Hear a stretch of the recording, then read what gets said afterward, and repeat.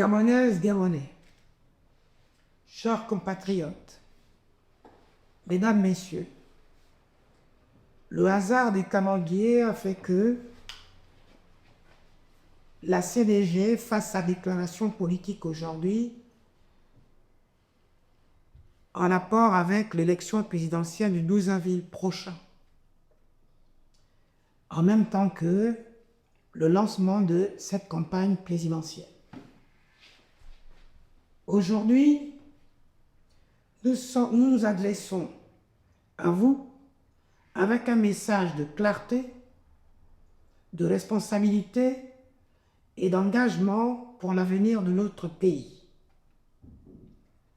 Nous sommes la Convention de la diaspora gabonaise, pour l'acronyme CDG, un mouvement qui est né de la volonté de donner un sens politique à l'engagement citoyen de nos compatriotes de la diaspora.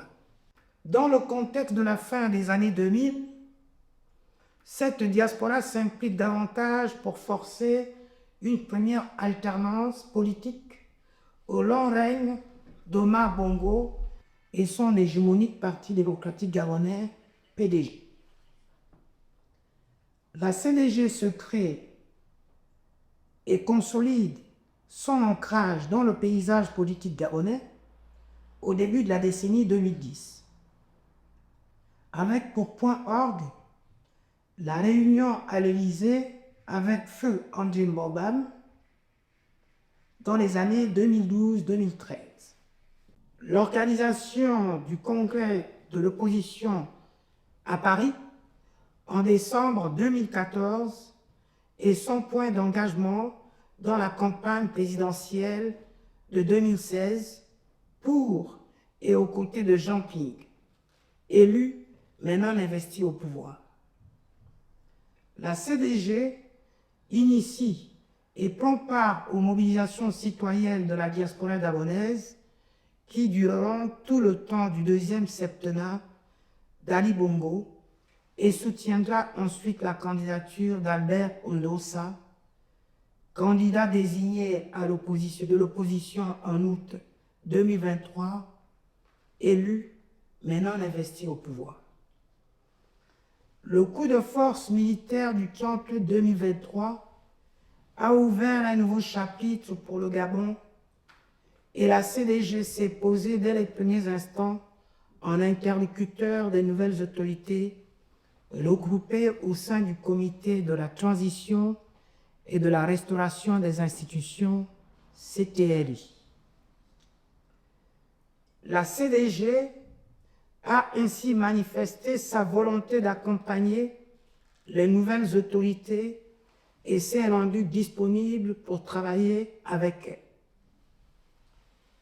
Dans cette période de transition, pour permettre à notre pays de s'arrimer aux standards qui sous-tendent les États de droit et les pays développés, la CDG a contribué et participé légitimement au dialogue national inclusif, avec un nombre important de propositions audacieuses, singulières et originales dont certaines ont été retenues.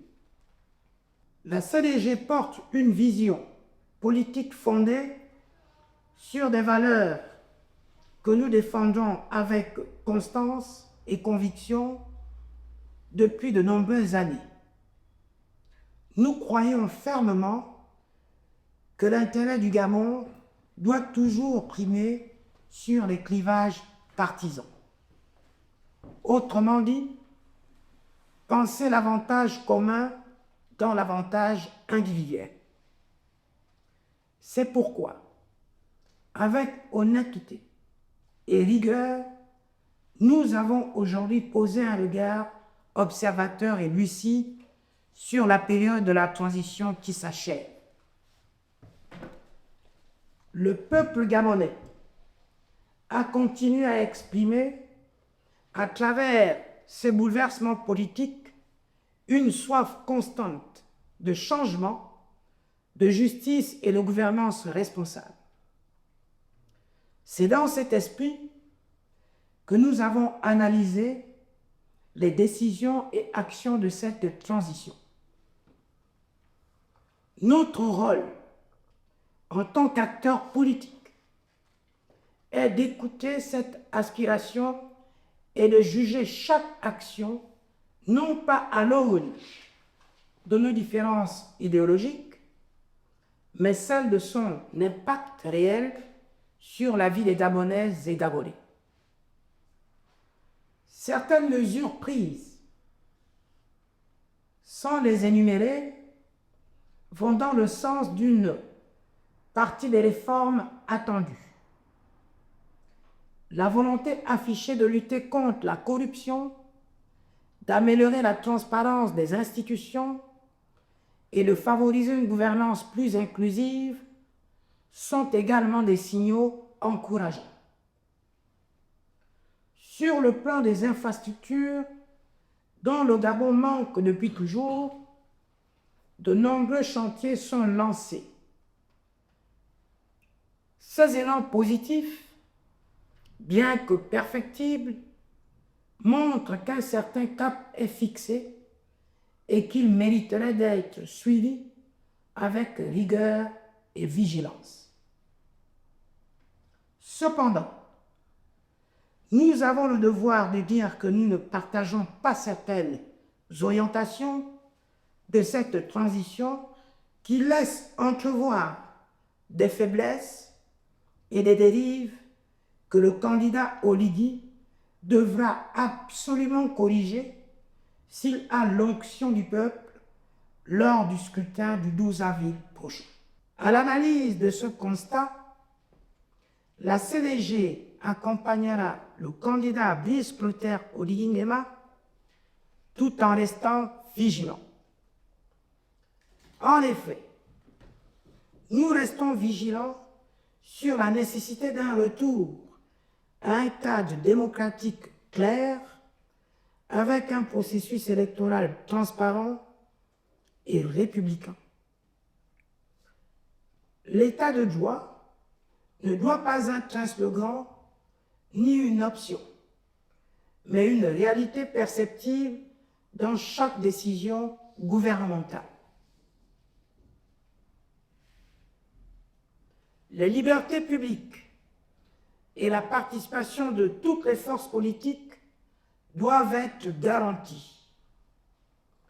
Nous serons également attentifs aux questions économiques et sociales qui ont continué à susciter de l'incertitude chez nombreux de nos compatriotes afin de tendre vers un modèle plus juste, équitable, évaluable avec des indicateurs accessibles à tout citoyen qui le souhaite. Depuis des décennies, les Gabonais auront bu le calice d'amertume jusqu'à la lie. Nous sommes donc dans une période charnière où chaque choix façonne l'avenir du Gabon. Le sentiment de maltraitance est tellement ancré dans l'esprit qu'il est difficile aujourd'hui de se faire spontanément confiance, un genre de sentiment de superstition destructeur ou destructrice, alors que le pays a besoin de se reconstruire. Nous encourageons ainsi les actions qui vont dans le sens du bien-être des Gabonais, tout en restant fermes sur nos principes et nos exigences démocratiques, à savoir l'équilibre entre les prérogatives de l'État qu'il exerce dans l'intérêt général et la liberté des individus. La vie réelle, malgré tout, repose sur une projection d'illusion qui donne naturellement aux populations le droit de rêver et de voir en chaque leader un messie. C'est donc aux leaders de s'engager à donner confiance à la foi publique. Notre engagement est clair. Nous ne serons ni dans l'aveuglement du rejet systématique ou épidermique, ni dans la cécité de convenance, c'est-à-dire l'adhésion complaisante juste pour flatter ou séduire le chef, et encore moins pour les mécanismes ou politiques d'altération ou d'animation des populations.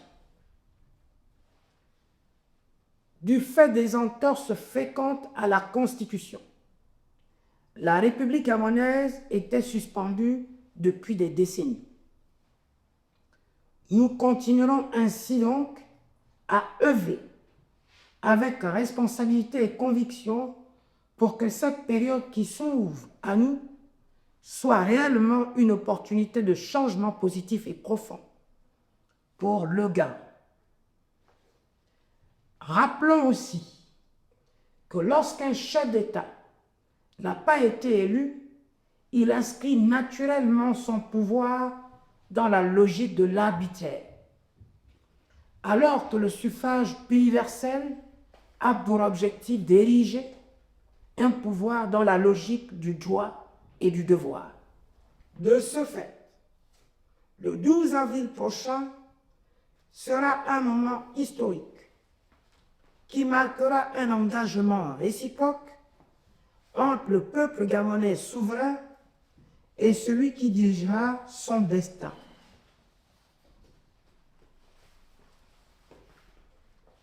Et comme nous l'avons déjà résumé dans plusieurs de nos interventions, aucun des candidats élus démocratiquement n'a jamais été investi au pouvoir au Gabon. Alors de deux choses l'une, chers compatriotes, soit ce cycle infernal continue et le Gabon continuera de pâtir, donc à sombrer, soit le peuple souverain décide de mettre fin à cette fatalité afin que celui qui sera élu le 12 avril prochain soit investi au pouvoir pour stabiliser le Gabon et le faire enfin prospérer tel que les citoyens le souhaitent depuis des décennies. Chers compatriotes, le vote est votre droit le plus absolu et naturel. La Convention de la diaspora gabonaise vous encourage donc à aller vous exprimer le 12 avril prochain pour le candidat que la Convention de la diaspora gabonaise, la CDG, accompagne, à savoir Brice Clotaire Oligui. Vive le Gabon pour que cette nation trouve enfin le chemin de la paix et du bonheur. Je vous remercie.